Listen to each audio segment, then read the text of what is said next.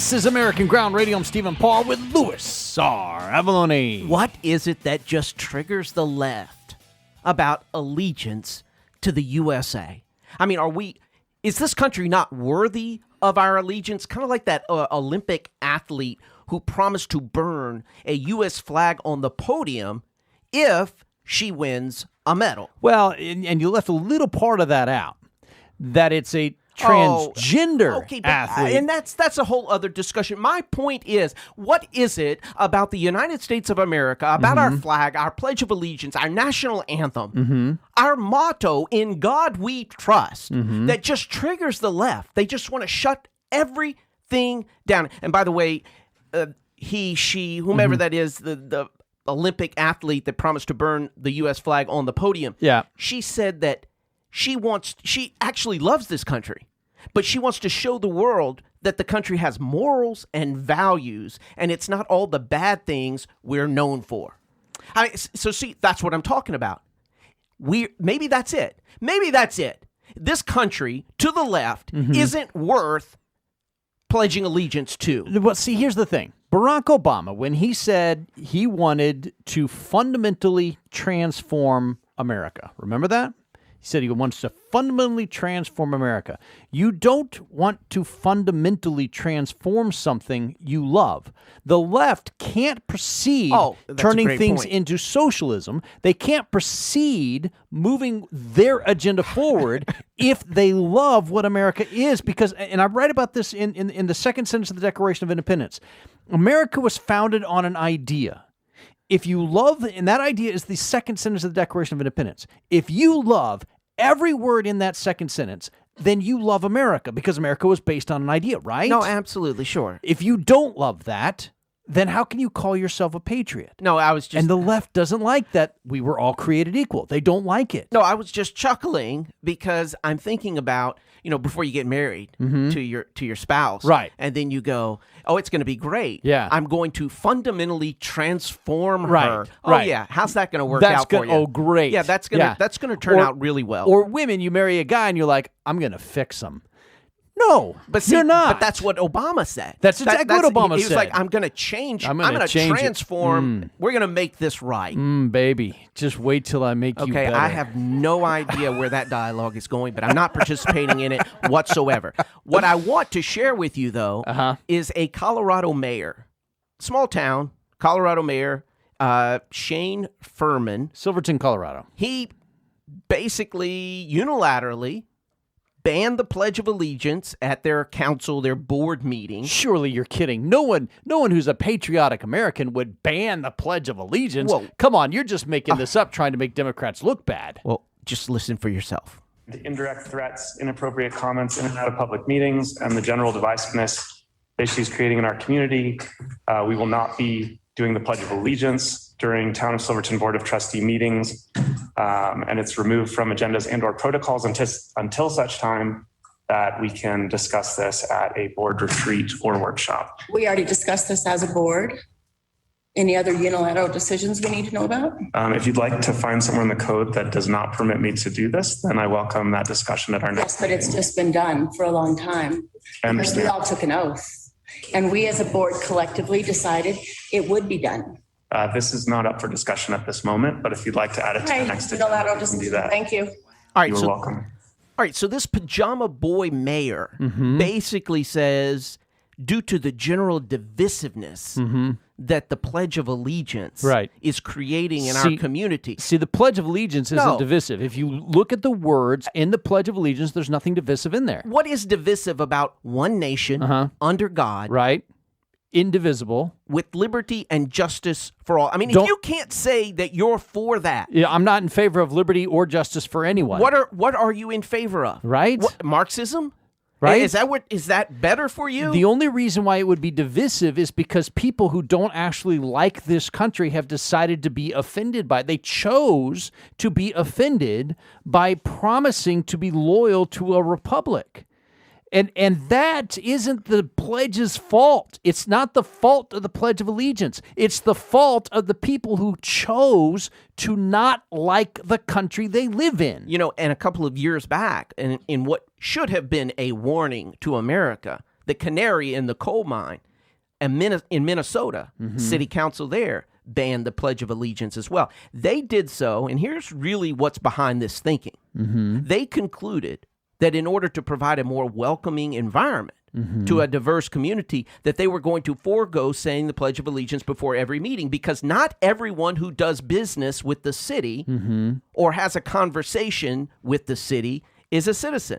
And the Minnesota town council there said they don't need to require folks to come into city council chambers and pledge their allegiance to a country in order to tell them what their input is about a sidewalk in front of their home. And see, that's the thing. No one is required to say the Pledge of Allegiance, because this country, the republic for which it stands, we have the First Amendment. No one can force you to say something you don't want to believe. In high school, I had a classmate that refused to ever pledge allegiance to the flag. I understood that. That was his right of speech. The freedom of speech means the freedom not to say something. So just because other people are saying the Pledge of Allegiance and the elected officials should be pledging allegiance, because their oath of office requires them to uphold the Constitution to this country. Right. And if you're not going to be loyal to the Republic, which is what the Pledge of Allegiance is, then what business do you have being in public office? But everyone else in the room has the choice to either say, yes, that's something I believe in, or not. And it's that choice which gives the pledge its meaning. I'm sorry, what happened to the fact that we are supposed to be a melting pot in this country? I mean, if you're not for one nation, under God, I mean, indivisible, what are you with for? Liberty and justice for all. You're not in favor of those things? But, similarly, Mark Cuban, the billionaire Mark Cuban, who owns the Dallas Mavericks, who are no longer in the NBA playoffs, but nevertheless, he, a few months ago, he said, we're not going to play the national anthem anymore at our home games, which are played, ironically, at the American Airlines Center. Right. And they're not going to play the Pledge of Allegiance to this country. The national anthem, and actually that got quickly national anthem. That got quickly overturned not only by the NBA but also by the state of Texas, saying if you're gonna receive taxpayer money, and they do for their American Airlines Center, then you will play the Star Spangled Banner. Congressman Jerry Nadler. He shut down Matt Gaetz. Oh, man. Matt Gaetz, I don't know if we have time for that clip. It may be a little long. It's a little long. At the end, Matt Gaetz said, hey, I think we should say the Pledge of Allegiance before our committee hearing. And Jerry Nadler said, it's not necessary. I mean, why would you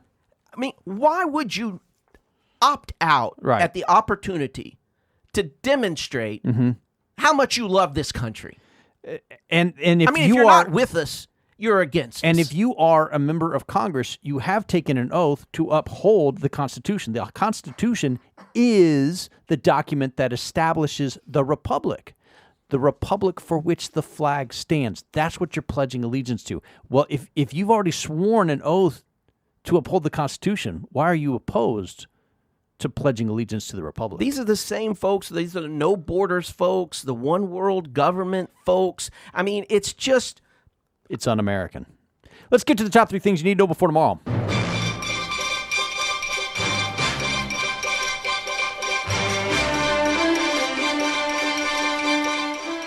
Well, Republicans in the Senate are planning on killing the Democrats' election bill tonight. The Senate is heading towards a procedural vote on HB 1, which would nationalize all federal elections and give the federal government significant control over how those elections are held. But Democrats don't have enough vote to block a Republican filibuster, which means the bill will fail tonight on the Senate floor. Oh, thank God. Can you imagine? Our founders must be turning over in their graves that this is even being considered in the hallowed halls of Congress. You're right. It's a travesty to democracy. It's a travesty to the republic. Second thing you need to know before tomorrow, housing prices are going way up. The National Association of Realtors reported today that the price for the average home in America topped $350,000 last month. That's the highest it's ever been. It's a 23.6% increase from just a year ago. Bloomberg is reporting that part of the reason for the skyrocketing prices for existing homes is that the cost of building new homes increased due to a shortage of lumber caused by government lockdowns last year. All right, but the cost of lumber is diminishing. It is coming down. It's now only twice as expensive as it was before the pandemic. But now the issue is labor. Right. Where do you get the folks to build the house? I mean, it's called capitalism. It's called going with the highest bidder.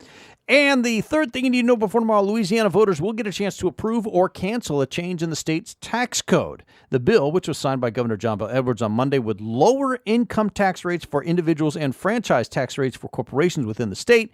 But it also takes away individual federal tax deductions. Currently, Louisianians can deduct their federal income taxes from their state income taxes.